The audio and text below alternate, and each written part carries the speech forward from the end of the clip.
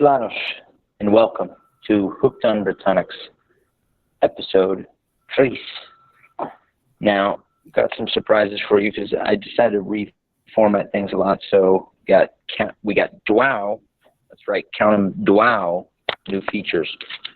One is in the beginning of the episode. Every episode we're going to start with Tota Octunun, which means tribe of the week, where we learn about one particular tribe of the ancient Britons, just to connect more with the culture of the language we're learning. Then each episode is going to end with Dewosh Octunun, which means God of the week. So we're going to learn about one of the ancient Britannic gods and perhaps a bit of their mythology or story of theirs. Just to, like I said, connect us more with the spirit, with the culture that incubated this language that we're now bringing back to life, to connect us more with our ancient forefathers, with our Shenotati, which means ancestors in Britannic.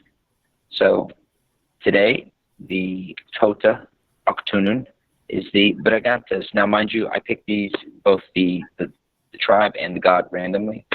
So I let the gods decide. I don't look when I pick. I just randomly sort of pick, I look one way, and I put my finger where it lands. Today landed on the Brigantes. The Brigantes were a very powerful tribe. They're a large tribe. They're actually like a tribal, what is called a confederacy, which is a group of tribes that come together in a coalition, you could sort of say. They had several sub-tribes underneath them, but pretty much all of what is now northern England was the Brigantes tribal lands. Now, they had a sort of very Katy Perry, hot and cold, first you're hot and you're cold, that song. They had that kind of relationship with the Romans. So we first kind of see them in history because the Cativalani leader, Caraticus, he's fighting the Romans, and he flees to the Brigantes to seek shelter. And their queen, Cartimandua, at first accepts him in, is like, yeah, sure, no problem, we'll give you shelter. Then behind his back, she does a side deal with the Romans, turns him over to the Romans. So, and she decides to side with the Romans. Now, her husband, Wanudius, who is from a subsect of the Brigantes tribe, the Cartaweti, stag people, which is going to be very important for later in the episode, he and the Cartaweti launch a revolt against Cartimandua. And so the Brigantes are divided in a civil war. It's called the Brigantian Civil War between the pro-Roman and anti-Roman factions. The Brigantes name is very important. The Brigantes name comes from the high goddess, Brigantia. So, Brigantia, here's today. We honor you as we honor the tribe named in your honor. Brigantia is the high goddess. The Brigantes, I think part of their name, just the Brigant or Brigant in Briganti's name it has to do with highness. So it has to do with elevation. So the Brigantes ruled their lands from atop these hilltop forts. So the hilltop forts were the symbol of royalty and nobility amongst the Brigantes. They were great horse people as well. Later on, after Cartimandua's time, they became anti-Roman and they launched revolt against the Romans, which was eventually unsuccessful. But they maintained a reputation as a fierce tribe. And they're one of the tribes that survived well into the post-Roman period as a later tribal kingdom called Treged in modern Welsh, which Treged comes from Brigantes. So anyways, that's the Tota Octunun, tribe of the week. Now let's get into the episode itself. Today we're going to talk about 3 things in Britannic, very important little peculiarities that are very important in everyday speech, but they're very different from how we say them in English, and they can be confusing to English speakers, so we're going to cover them today. 2 of them are the 2 forms of the verb to know something. So in English we say this verb, know. I know mathematics. I know you. In several languages, like in the Latin languages and in modern Welsh and in Britannic, there are 2 words, 2 forms of saying to know something, or to know something and to know someone. One refers to knowing something, a fact. The other refers to knowing someone, an acquaintance. So in Britannic, let's go over these. Both of these, you have to know a fact is esid mi wissus. Esid mi wissus. To know a person, to be acquainted with someone is esid mi genatos.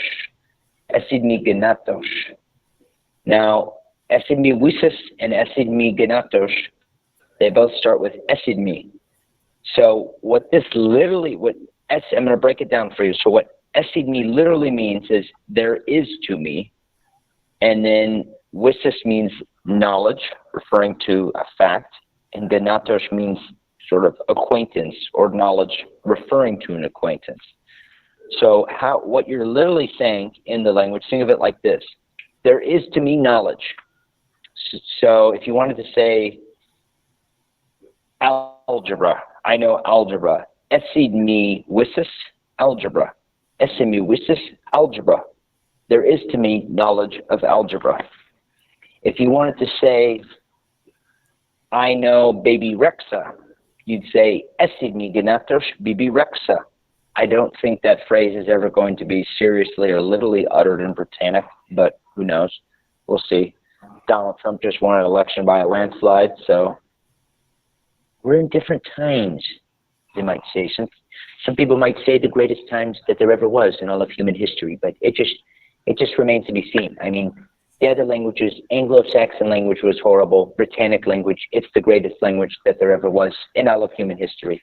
So anyways, Anglo-Saxon, you're fired. Britannic. Make Britain Britannic again. We're going to go MBBA, or MBB, yeah, MBBA. Almost reminds me of the NBA. Anyways, so back to the seriousness of Britannic. So we have esid mi wissus and esid mi genatos.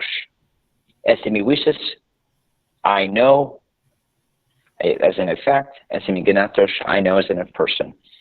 And if you want to change who is knowing something, you just replace the me on esid mi with the pronoun. So esid t, you know. Esid snish, we know. Esid she knows. Esid ev, he knows. See? Now, the third thing we're going to cover is how to say I'm sorry. This construct is very similar. And actually, you know what? I'm going to add a fourth thing. Might as well, since we're covering, they're all pretty similar. So I'm sorry is esid mi, sounds familiar? Esid mi drukos vorme. Esid mi drukos vorme. So there's 5 parts to this. You have the esid mi, which we just covered. We know what that is. There is to me. Esid mi, there is to me. Drukos, the word drukos, which means bad. Then you hear the word war. War means like on or about, or like as